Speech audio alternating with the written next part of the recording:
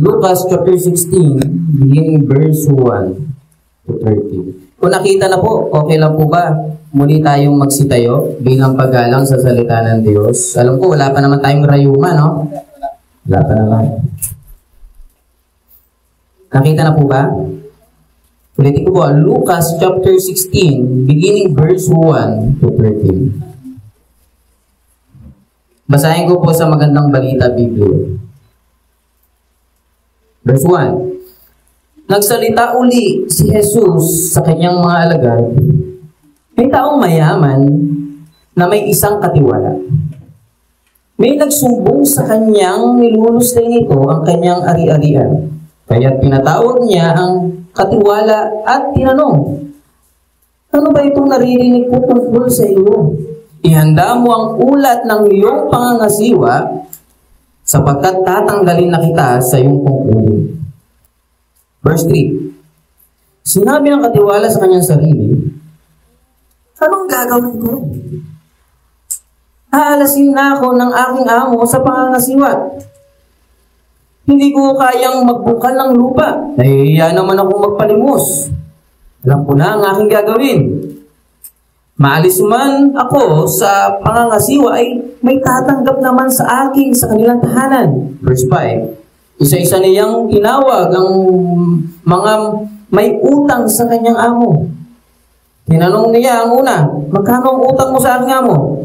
Sumagot ito, 100 tapayang langis po.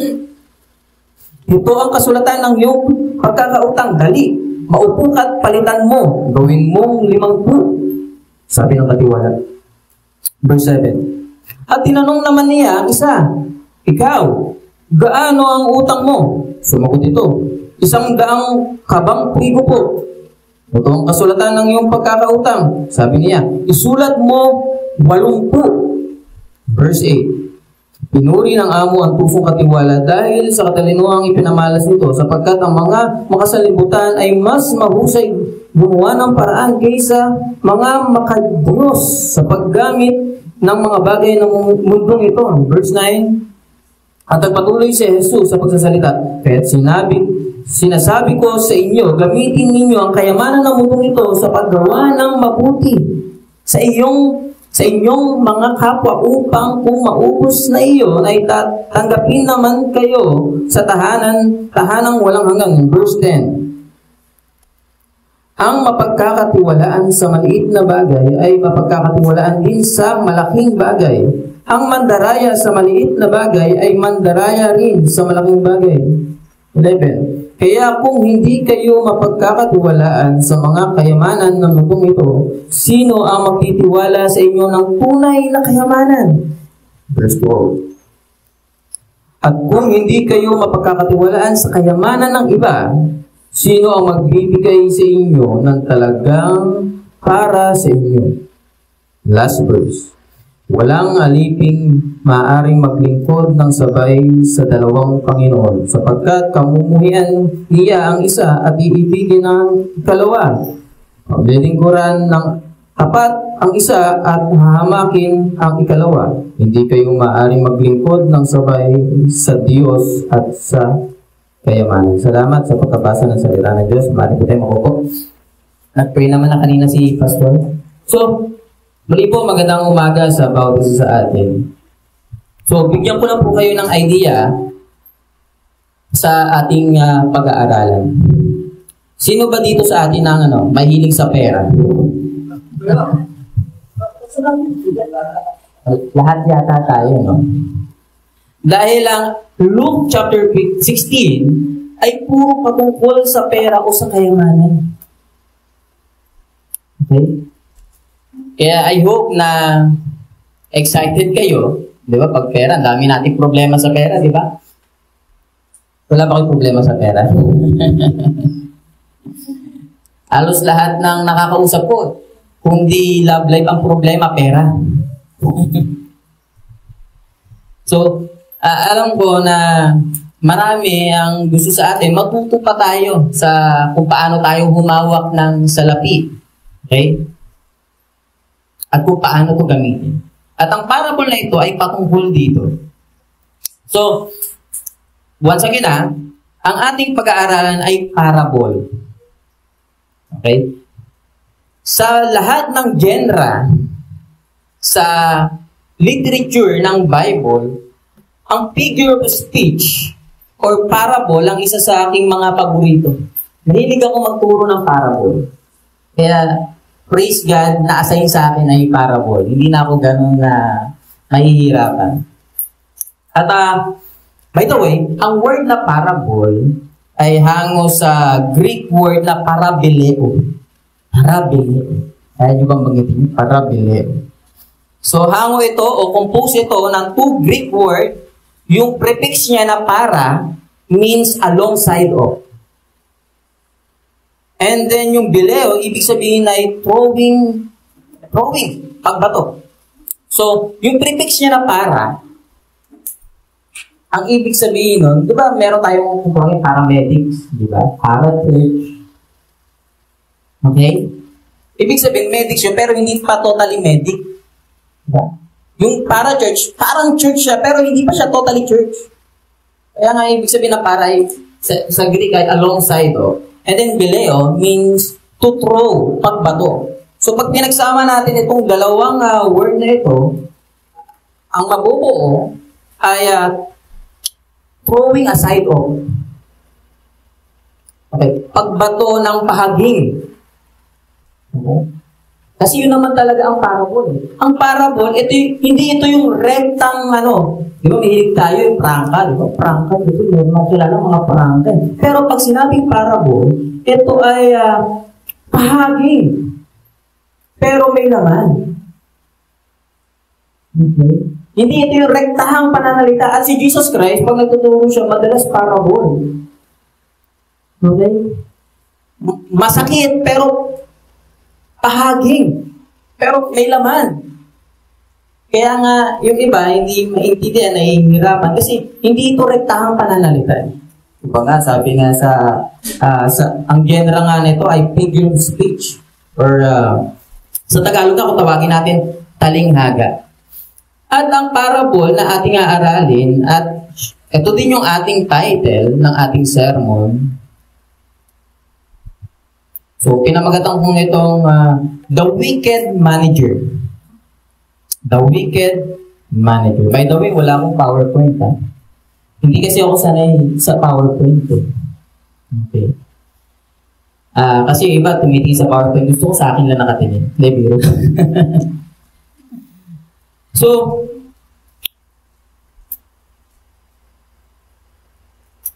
Wicked Manager.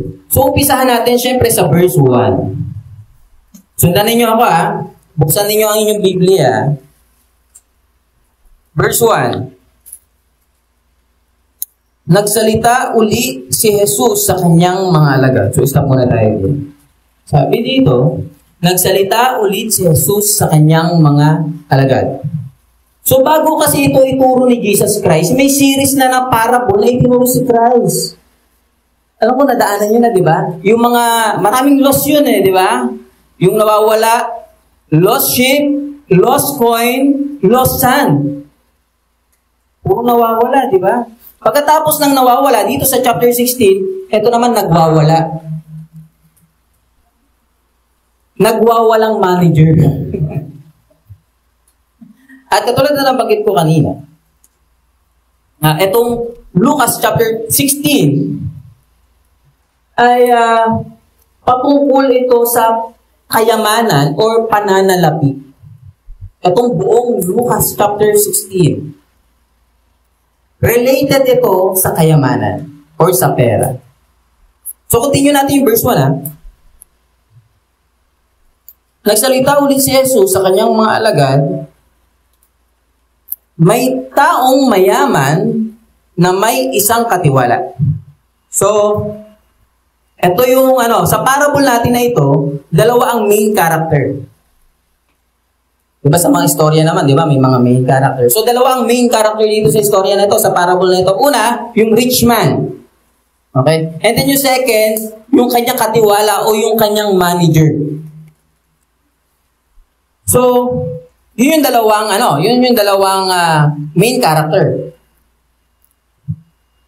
Pero yung manager dito, huwag natin na-expect na tulad ng manager sa panahon natin ngayon, katulad sa Jollibee, di ba, na naka-uniform, na naka-name tag, or sa mga manager ng bangko. So, hindi totally ganun. Pero yung trabaho nila, same. Yung principle ng gawain nila, similar. Yung manager noong Asian time at yung mga manager sa panahon natin ngayon. Sa ibang salingan, sabi doon, steward. Sa Tagalog, katiwala. So, pag sinabing manager, ito ay katiwala. So, ibig sabihin, sila ay katiwala ng kanilang mga amo sa kanilang mga ari-arian o negosyo para yung amo, less pagod na. Okay? Pero naman, yung rich man o yung amo, siya pa lahat na ang gagawa.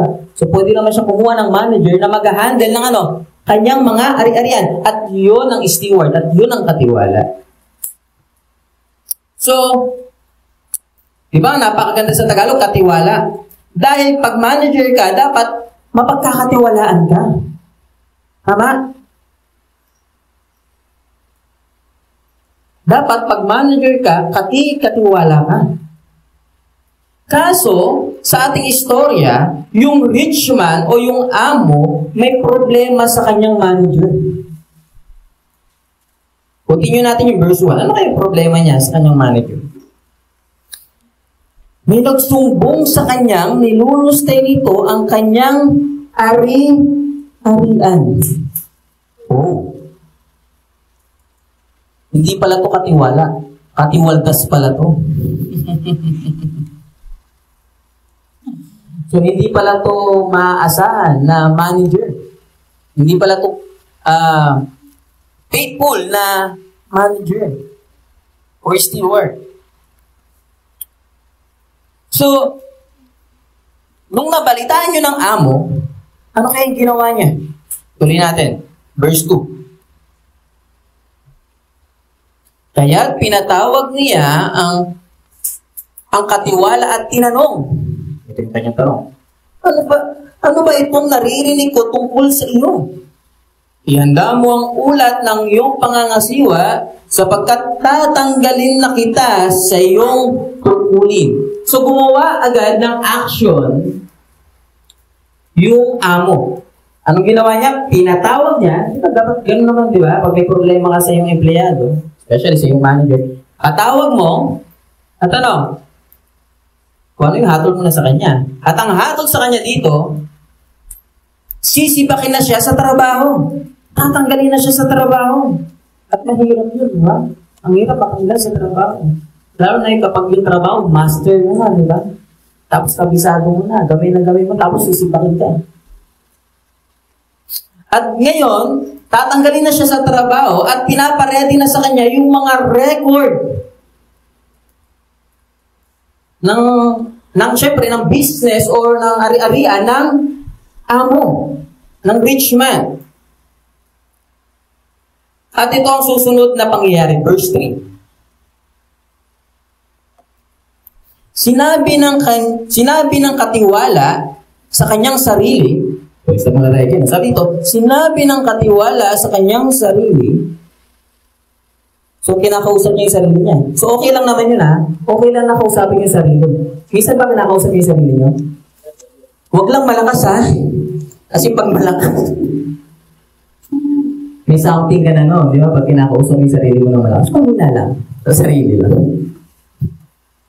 Tutuloy natin. Ito yung sabi niya sa kanyang sarili, ano ang gagawin ko? Aalasin na ako ng aking amo sa pangangasiwa. Hindi ko kayang magbungkal ng lupa, nahihiya naman ako magpalimos. So yun yung sabi sa sarili ng manager. Sabi niya, paano yan? Tatanggalin na ako sa trabaho ng amo ko. Hindi na ako magiging manager, tanggal na ako sa pagiging manager. Siyempre, nasanay siya sa pagiging manager. Hindi siya sanay magbungkal ng lupa. Hindi niya kaya mag-construction. Hindi niya kaya yung mabibigat na trabaho. Hindi natin alam. Dahil nga para po ito, baka pwedeng matanda na. Pero, dahil nga manager ito, Marahil nasanay siya sa ano? Sa magaan na trabaho. Sabi niya, hindi ko kayang magano. Magbukal ng lupa. At sabi niya pa doon, nahihiya naman ako magpalimos. Hindi ko nakakaya naman talaga manlimos. So mapapansin natin dito, hindi lang siya po pwede o ayaw niyang mahirapan sa pagtatrabaho. At the same time, maiiyain pa siya. Namimili pa, di ba? Di ba yung mga ganun nag-a-apply, di ba? Sa namimili ng trabaho. Di walang mapasukan na iba. Dapat may time talaga na na kahit hindi mo gusto yung trabaho, papasukin mo dahil kailangan. Pero ito, ayaw niya. Ayoko mag-construction, ayoko magbungkal ng lupa, ayoko magkarpintero, ayoko naman manghingi-hingi lang, ayoko manlimos. Verse 4, sabi niya, alam ko na ang aking gagawin. Wow, parang light bulb moment, di ba? Parang si B1 and B2. Alam ko na, di ko alam, nabutan yung B1 and B2. Barney na yung iba, no? Ay, Dora. Pero sa B1 and B2, ganun. May light bulb moment. Yung naisip niya, alam ko na yung gagawin. Sabi niya dito, tuloy natin verse 4. Maalis man ako sa pangangasiwa ay may tatanggap naman sa aking tahanan. Sabi niya, may alam na akong gagawin. Maalis man ako sa trabaho ng aking amo, may tatanggap pa rin sa akin.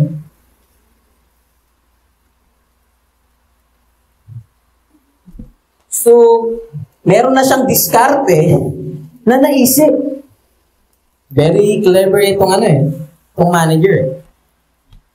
At ito yung diskarte niya. Okay. Verse 5. Isa-isa niyang tinawag ang mga may utang sa kanyang amo. Tinanong niya ang una, magkano ang utang mo sa aking amo? Sumagot ito, 100 tapayang langis po. Heto ang kasulatan ng iyong pagkakautang, dali. Maupo ka't palitan mo. Gawin mong 50. Sabi ng katuan. Wow. Ang ginawa mo? Yung mga may utang sa kanyang amo, pinatawag niya, imbis na 100 tapayan o 100 galon na langis, pinalitan niya ng ng 50. Yung 100, ginawa niya na lang na 50. At meron pa, verse 7. At tinanong naman niya ang isa, ikaw, gaano ang utang mo? Sumagot ito, 100 kabang trigo po. Ito ang kasulatan ng iyong pagkakautang. Sabi niya, isulat mo, 80. Yung 100 sakong trigo, ibig sabihin, 100 sakong harina. Sabihin na natin. Trigo kasi paggawa ng tinapay. So, yung 100 sakong harina, anong sabi niya? Palitan mo yung sa listahan. Gawin nating 80, 80 na lang. Kanina, di ba, 100 galon na langis, ginawang 50 na lang, 50. Tapos yung pangalawa naman, may 100 utang na sako ng trigo at ginawa niyang 80 na lang. So during this time, hindi pa man tuluyang natatanggal sa trabaho ang manager, nag-shift na siya agad ng ibang work. From manager, naging doktor. Diba? Dinodoktor niya ang listahan ng utang.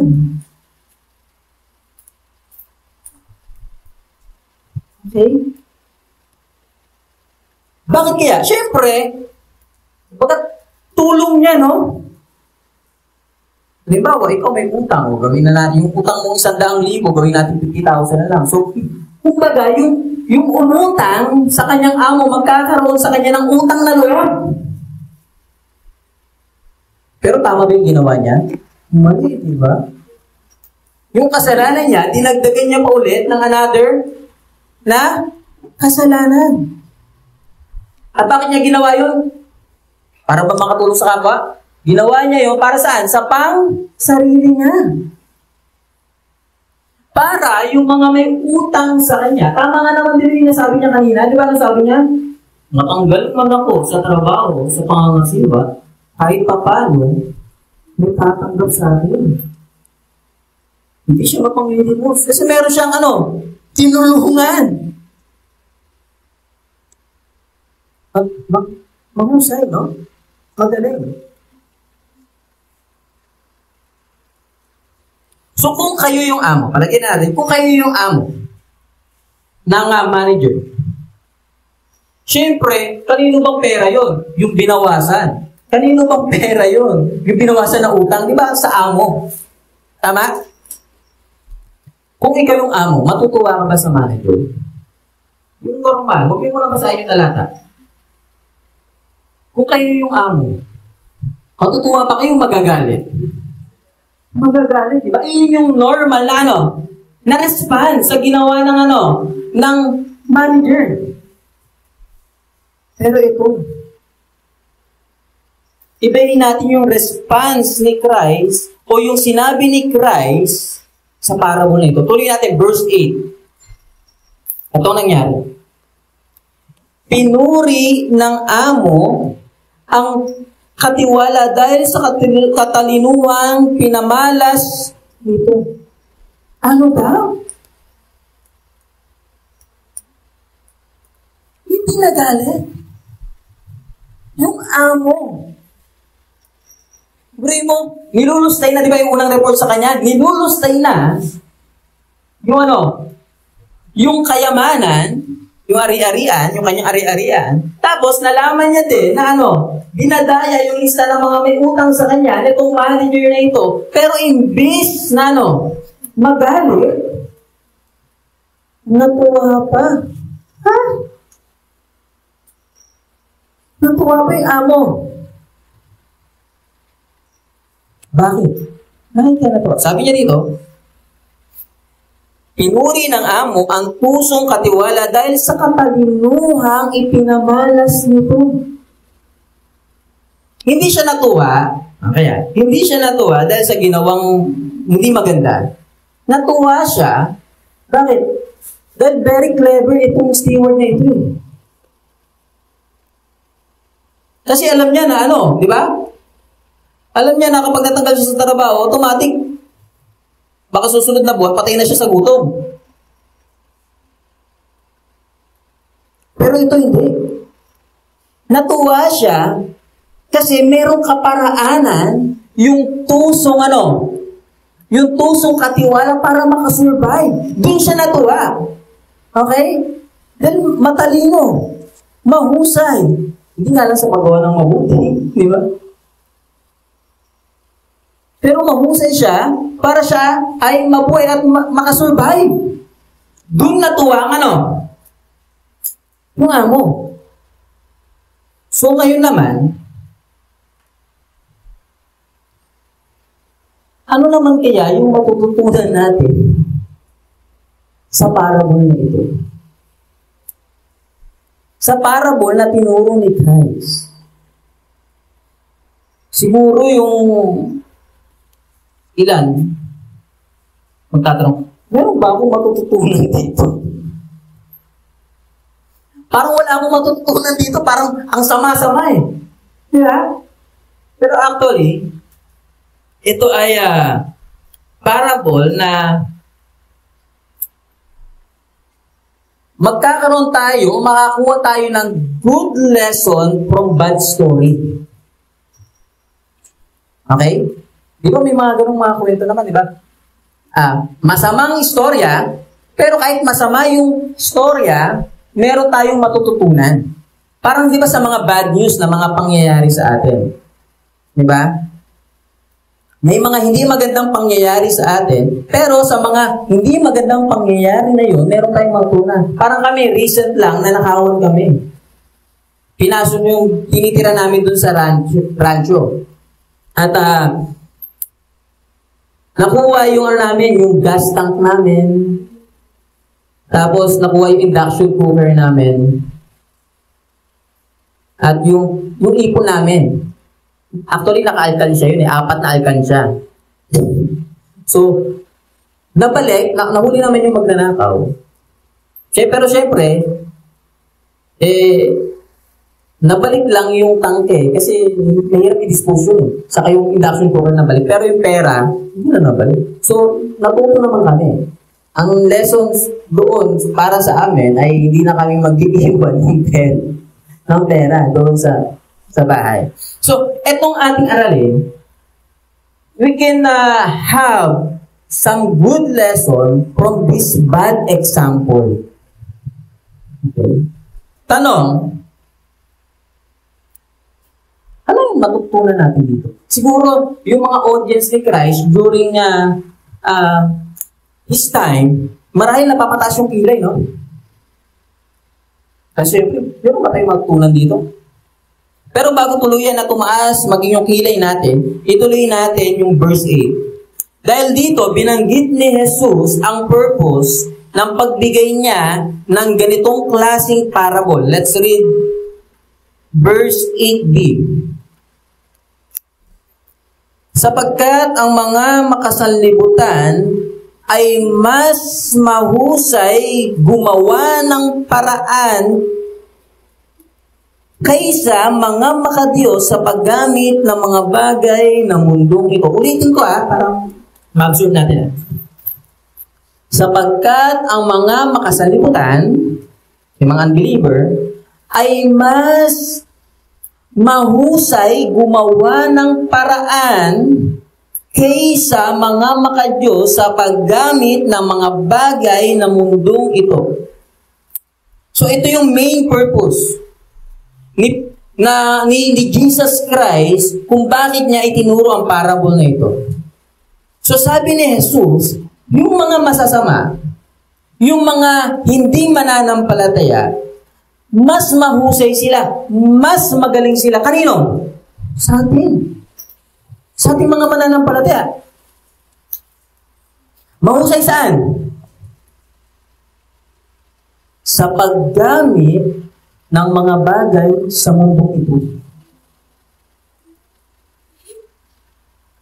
Kumbaga, talo tayo ng mga hindi mananampalataya. Tayong mga mananampalataya sa paggamit ng mga bagay sa mundong ito, talo tayo ng ng mga hindi mananampalataya. Pero dapat nga tayong mananampalataya ang mag-maximize sa paggamit ng mga bagay sa mundong ito. Dahil Ama natin, yung Diyos ng lumikha ng lahat ng mga bagay. Tama? Yung may-ari, yung lumikha ng lahat ng mga bagay sa mundong ito, Ama natin. Sinasamba natin. Pero yung lumikha ng lahat ng mga bagay, tayo na mga mananampalataya na sumasamba sa lumikha ng lahat ng mga bagay sa mundong ito, yung mga bagay sa mundong ito, hindi natin magamit ng gusto.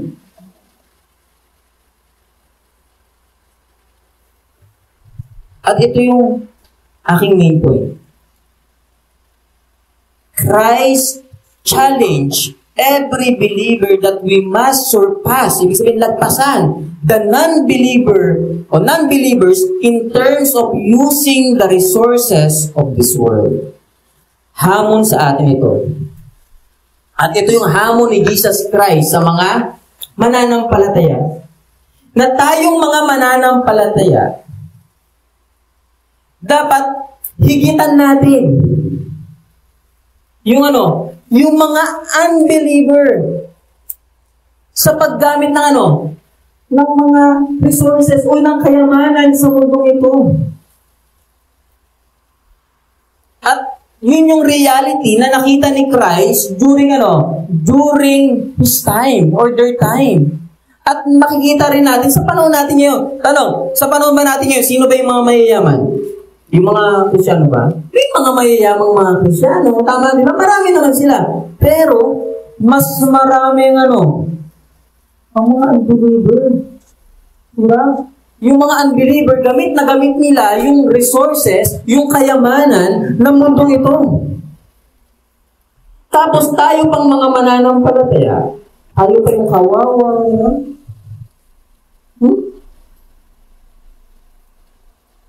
Mas mahusay, di ba sabi niya ng Jesus Christ? Mas mahusay ang mga masasamang tao o yung mga hindi makadiyos sa paggamit ng ng mga bagay sa mundo ito kaysa tayong mga mananampalataya. Katulad ng sinabi ko kanina, dapat nga tayong mga mananampalataya yung mag-maximize ng ng wealth, ng kayamanan ng mundo ito. Pero ang nangyayari,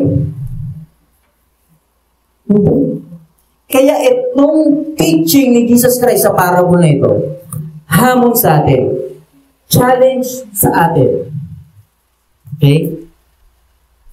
Sina-challenge tayo ni Jesus Christ na lagpasan natin. O kahit pantayan, hindi natin kaya lagpasan. Yung mga unbeliever, kung paano nila gamitin yung resources ng mundong ito.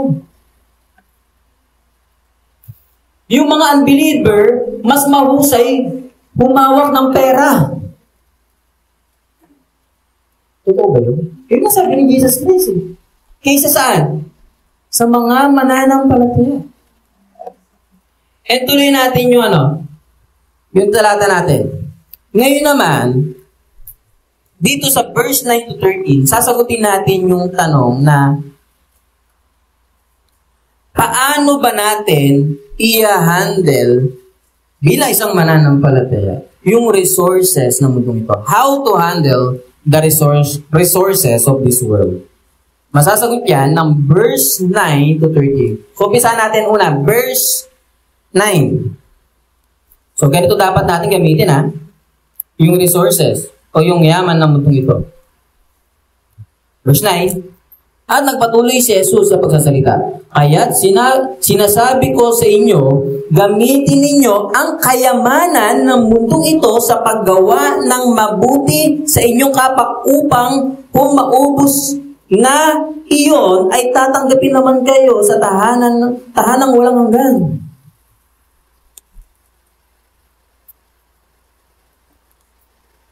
Ito yung unang paraan kung paano natin i-handle ang kayamanan ng mundong ito. Sabi ni Jesus Christ, this is our first point. Use it all for doing what is good. So yung kayamanan natin, yung kayamanan na meron tayo, gamitin natin sa paggawa ng ng kung ano yung mabuti. Hindi naman sinabi ni Jesus Christ na tularan natin yung bad steward. Gayahin natin yung husay niya kung paano siya dumiskarte.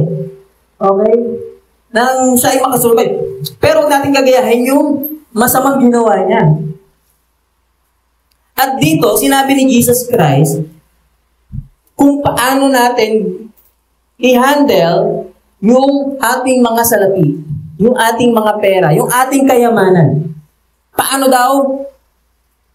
Use it all for doing what is good.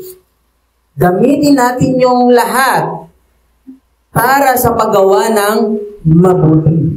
Okay Yung mga pera mo, yung mga salapi mo, gamitin mo yan sa paggawa ng mabuti. Ganito kasi ang nangyari. Normally kasi, kapag nagkapera ang mga tao, pang sarili agad yung iniisip niya, di ba? Pag nagkapera, di ba? Iniisip niya, sapatos. Ako, parang sumasakit yung paa ko. Kailangan ko ng bagong sapatos. Di ba gano'n natin iniisip niya? Bagong sandals. Di ba? Pag nagkapera, add to cart agad, no? Araw-araw may delivery. Bagong damit. Yung agad ang iniisip. Diba? May mga binili na hindi pa nasuot, pero may order na naman.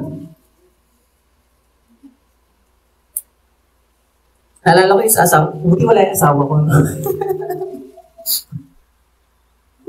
Hindi pa nasusuot yung mga naunang na-order, may bagong order na naman. Sabi ko yung mga ibang damit mo, pamigay mo na. Nagagalit ako. Kasi yung damit ko bilang lang Di ba, pag meron tayong pag meron tayong dumating na pera, anong iniisip natin, di ba? Damit, relo, alas, bagong cellphone, di ba? Di ba, iPhone 15 Pro Max Junior, the third. Di ba, bagong sasakyan, bagong motor, bagong bag. Hindi naman masama ang mga yan. Di ba, pero ang sabi ni Jesus Christ, kapag may pera ka, kapag may kayamanan ka, dapat ang pumasok agad sa isip mo, gamitin saan? Sa kabutihan. Di ba, pag nagkapera ka dapat, isipin mo kung saan mo siya gagamitin sa ikabubuti ng lahat. Di ba, pag nagkapera ka dapat, ang unang iniisip mo, uy, may pera ako ah. Sino kayong pwede kong tulungan? Dapat ganun, no? Pag nagkakapera tayo, di ba? O, pag nagkapera ako, ito, bibigay ko kay mama. Wow. Sana ganun, no? Di ba, bibigay ko kay papa. Hindi puro pang sarili mo. No? Kapag nagkapera, bagong lipstick. No, di ba? Apang mo. Bakit hindi mo bigyan si mama mo, no? Diba? Hindi ka naman makakapag-aral. Hindi ka pinag-aral ng nanay mo. So, pag ang Kristiyano, ang unang gawin niya dapat sa kanyang kayaman, sa kanyang pera, gamitin niya saan? Sa paggawa ng mabuti. Sabi nga dito, di ba? Sabi doon, gamitin ninyo ang kayamanan ng mundo ito sa paggawa ng mabuti sa inyong kapwa. Okay? Ang tinuturo din dito ni Jesus Christ, selflessness, yung hindi mo masyadong iisipin na yung sarili mo. Hindi pag nagkapera ka, laging ako, di ba, ito gusto ko, ito ganyan, dapat ganito. Di ba? Ang dapat nating isipin, dahil mananampalataya na tayo, kung hindi ka mananampalataya, mauunawaan kita, di ba? Pero kung mananampalataya ka na, dapat isipin mo, yung mga pera mo, yung kayamanan mo, magamit mo sa paggawa ng mabuti.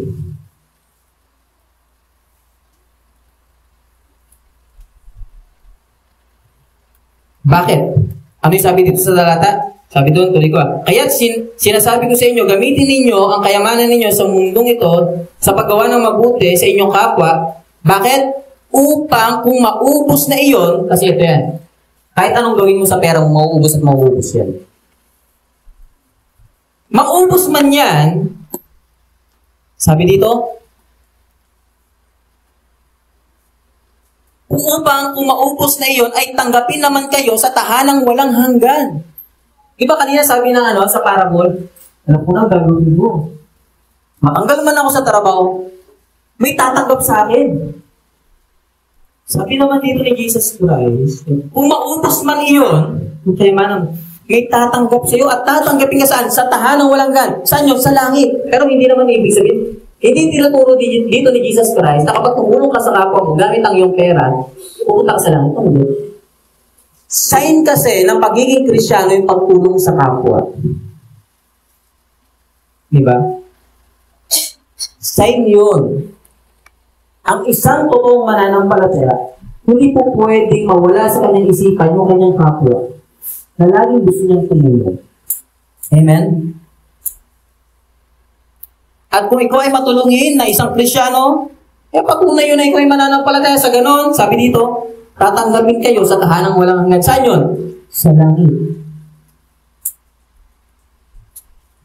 So, unang bagay, paano gamitin? Paano i-handle ang ating mga kayamanan, ang ating salapi?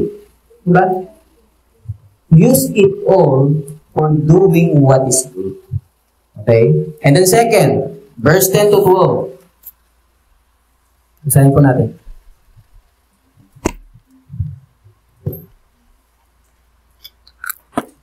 Verse 10 to 12. Ang mapagkakatiwalaan sa maliit na bagay ay mapagkakatiwalaan din sa malaking bagay. Ang mandaraya sa maliit na bagay ay mandaraya rin sa malaking bagay. Verse 11. kayo mapagkakatiwalaan sa kayamanan ng mundong ito, sino ang magtitiwala sa inyo ng tunay na kayamanan? At kung hindi kayo mapagkakatiwalaan sa kayamanan ng iba, sino ang magbibigay sa inyo ng talagang para sa inyo? Pangalawang bagay, paano natin i-handle yung kayamanan natin?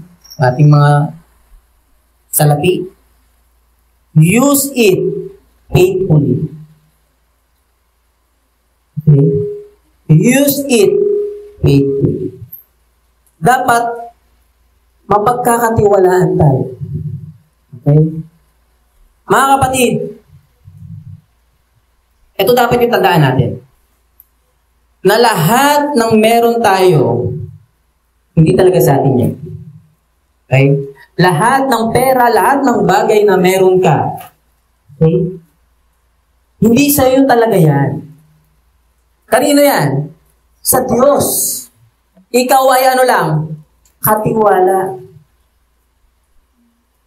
So kung hindi sa iyo yan, at pinagkatiwala lang sa iyo, anong dapat mong gawin? Ingatan mo. Maging faithful ka dyan. Huwag mo gayahin yung kanina sa parable. Yung nilulustay.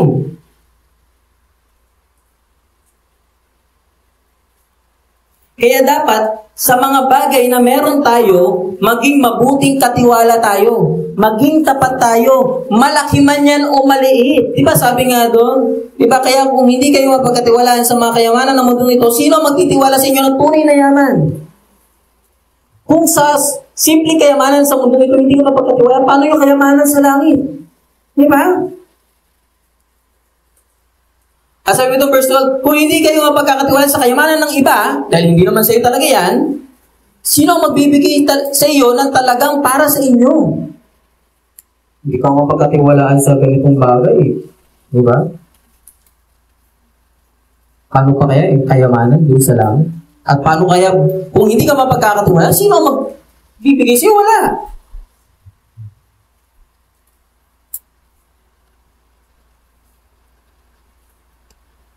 Kaya dapat, yung ating mga pera, yung ating mga salapi, yung ating mga kayamanan, maging tapat tayo. Huwag nating lustayin. Di ba? Baka naman may nagsusugal pa sa inyo. Pero pa ba? Huwag nataas yung kamay niya. Baka meron pa sa inyo, di ba? Nag-online gambling. Di ba? Online na ngayon, di ba? Online sabong. Pero pa ba? Repent. Pastor, ano lang naman? Bakas lang naman. Pastor, ano kasi? Nanghihina kasi ako sa basketball pag walang pusta eh. Iba yung galawan ko kasi pag may pusta. Lalo na sa paggilyaran. Hindi ko ma-shoot yung ano eh.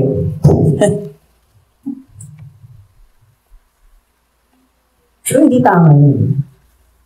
Tandaan natin, hindi sa'yo yan. Yung pera, yung salapi na meron ka, hindi sa'yo. Sa Diyos yan. Kaya anong gawin mo? Maging katiwala ka. Maging faithful ka. Gamitin mo sa tama. Kaya basahin ko ulit yung verse 12, ha? Sabi doon, at kung hindi kayo pagkakatiwala sa kayamanan ng iba, sino pa ba ang magbibigay sa inyo ng talagang para sa inyo? Kaya dapat, sa pag-handle natin sa ating mga salapi, maging faithful tayo. Okay? And then, next, pangatlo, at last na to. Okay? Gisingin nyo na yung katabi nyo. Last, verse 13. Walang aliping maaaring maglingkod ng sabay sa dalawang Panginoon, sapagkat kamumuhian niya ang isa at iibigin ang ikalawa. Paglilingkuran ng tapat ang isa at hahamakin ang ikalawa. Hindi kayo maaaring maglingkod ng sabay sa Diyos at kayamanan. Diba? Katulad sinabi ko kanina. Itong chapter 16, Puro patungkol ito sa kayamanan at patungkol sa pera. Pangatlong bagay na makikita natin dito, use it for the service of God. Yung mga kayamanan na meron tayo, gamitin natin para saan? Sa service ng Diyos lamang. Yun dapat. Ang pera, mga kapatid, hindi dapat natin pinaglilingkuran. Dapat hindi ka alipin ng pera. Marami kasi di ba tao, alipin ng pera. Sunod-sunuran sila ng pera. Di ba pagkagising pa lang, di ba? Paano kaya ako magkakapera? Di ba? Bago matulog, pera. Paano ko yayaman? Mga kapatid, wala namang masama, di ba, sa pera? Wala masama. Pero ang warning sa atin ng Biblia, sabi doon, the love of money. Not the money, but the love of money is the root of all evil.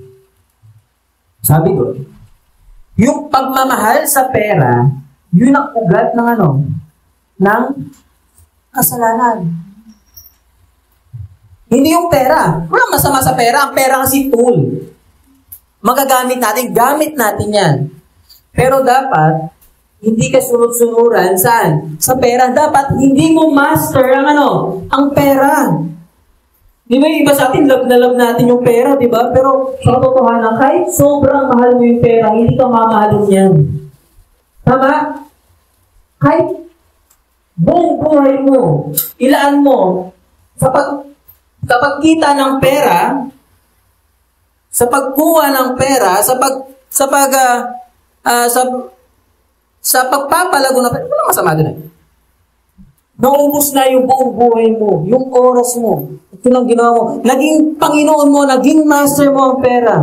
At sobrang mahal mo ang pera. Sabihin ko sa'yo, kahit sobrang mahal mo yung pera, iiwan at iiwan ka niyan. Diba? Kung hindi ka man iiwan ng pera, mamamatay at mamamatay ka. Diba? Hindi kang iniwan na, mamamatay ka at lalayo ka pa rin sa pera. Diba? Kahit mamatay ka at may 1,000 kang hawak, diba? Diba may ganun? Hindi mo pa rin talaga madadala yan. Hindi masama, hindi masama. Diba ang main point nga natin, diba? Gamitin natin. Ma-maximize natin yung ating pera, pero wag natin malit. Ano dapat natin gawin? Use it for the service of God. Gamitin natin yung ating mga pera, saan? Sa gawain ng Panginoon. Diba, ang dami mong, isipin mo, simula nung bata ka, simula nung una ka nagkatrabaho, ang daming perang dumating sa'yo, di ba? Pero tanong, gaano ka naging tapat sa Panginoon sa pagbibigay? Tama? Ang lakas mo mag-milk tea, di ba? Ang lakas mo mag-load. Pero kapag mag-o-offering na, di ba, parang ayaw, di ba? Magsisiyar muna ako. Pero dapat yung panalalapin natin, di ba dapat magamit sa paglilingkod sa Panginoon? Tama? Pag-ambagan sa church, no? Walang pang-ambag. Pero pag ang lakas magkape, di ba, big brew. Ayaw na ng 3-in-1, nasanay na sa namimili na. May pangbili, pero pag-ambagan, di ba, lagi may pang-load. Hindi nawawalan ng load yan. Di ba?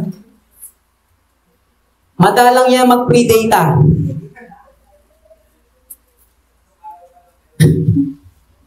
Pero kapag, ambagan sa church, kung meron tayong bibili na, parang siyempre nakakahiya, di ba, sa bilang pastor, di ba? Pero sa ibang bagay, di ba? Pag swimming sa church, gusto libre. Pero pag swimming outing sa iba, di ba? Kahit 1,000 pa yan. Pag sa church, wala bang libre pastor? Pastor, dapat libre yun. Church tayo, di ba? Pero naalala ko sa mga fraternity, kasi may mga fraternity malapit sa amin. Merong ambagan yan. Alam niyo, merong nagsabi sa akin, yung asawa niya, Ang lakas mag-ambag sa fraternity. Pero magsuporta sa kanyang mga anak, wala. Pag sa mga ibang mga bagay, ang uhusay natin, di ba? Labas tayo agad, di ba? Believe. Pero pagdating sa Panginoon, wala. No? Sana yung mga young pro natin, ba pag nagkatrabaho, ang unang iniisip mo, tutulong mo ako sa church. Di ba? Hindi naman kayo inuobliga. Di ba? Pero sana, maisip ninyo, kasi yun ang tinuturo ni Christ dito eh. Kung mo sabihin yung pera, maraming diba? Ilang beses na ako naka-experience. Sabi, Pastor, kapag ano na ako, pag may trabaho na ako, yan ito, bibili tayo. Yung nagkatrabaho na wala.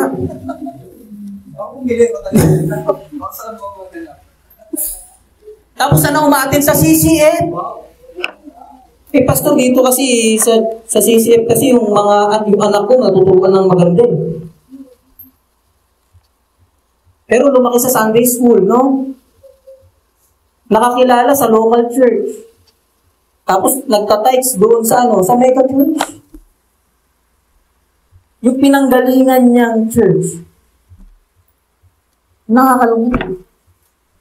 Kaya may grupo sila, Pastor Ber, ngayon, na yung mga local church, yung mga businessman, ini-encourage na tulungan yung local church nila. Kasi ang nangyayari, kapag yung isang member dito, naging engineer, hindi na umaaten sa mga mall na umaaten. Diba? Yung nag-alaga sa kanila nakalimutan. Sana huwag mong kalimutan yung mga nag-alaga sa inyo, diba? Especially kung saan kayo nakakilalang church. At yun ang tinuturo nino ng Jesus Christ sa parable niyo. Mga kapatid, challenge sa atin to. As we end,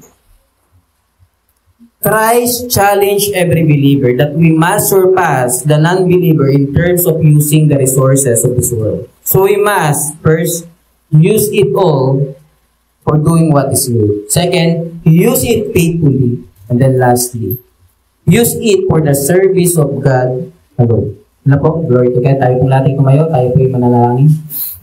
Ang kitakilan Diyos sa makapangyarihan sa lahat. Maraming salamat sa oras nito. Salamat sa aming mga natutunan. Salamat sa iyong mga salita na inihayag sa bawat sa amin. Dalangin namin na kami ay patuloy na matuto at patuloy mong hubungin. Salamat sa iyong Santong Espiritu, Panginoon. At sa iyo lahat ng kapurihan sa Panginoon Jesus. Amen and amen. Glory to the Lord.